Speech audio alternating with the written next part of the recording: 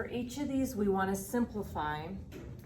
Keep in mind that having a root in the denominator is something that makes a fraction considered not simplified. We currently have a square root of a single fraction, and eventually we're going to use the rule where you can pull it apart. The square root of a fraction equals the square root of the numerator over the square root of the denominator.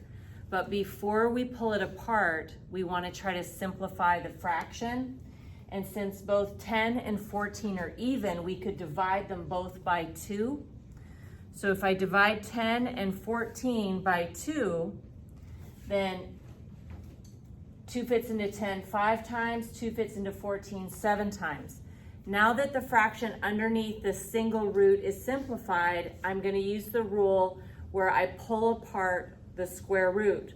So this is equivalent to the square root of 5 over the square root of 7.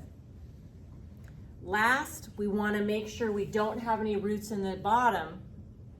So when there's a single root in the denominator, what gets rid of it is multiplying it by itself. So I want to multiply the square root of 7 by the square root of 7. Whatever I do to the bottom, I have to do to the top. So I'm going to multiply by root 7 over root 7. Multiplying straight across, the square root of 5 times the square root of 7 is the square root of 35. And the square root of 7 multiplied by the square root of 7 is just the number 7. Okay, now this particular fraction here, 6 over 5, it doesn't simplify. So I'm going to go directly to just pulling that apart. So I have the square root of 6 over the square root of 5.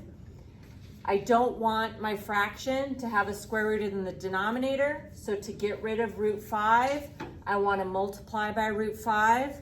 Whatever I do to the bottom, I do to the top. So square root of 6 multiplied by the square root of 5 is going to give me the square root of 30. And then the square root of 5 times the square root of 5 is 5. Okay, last example. This particular fraction can be simplified. So I want to simplify it before I separate.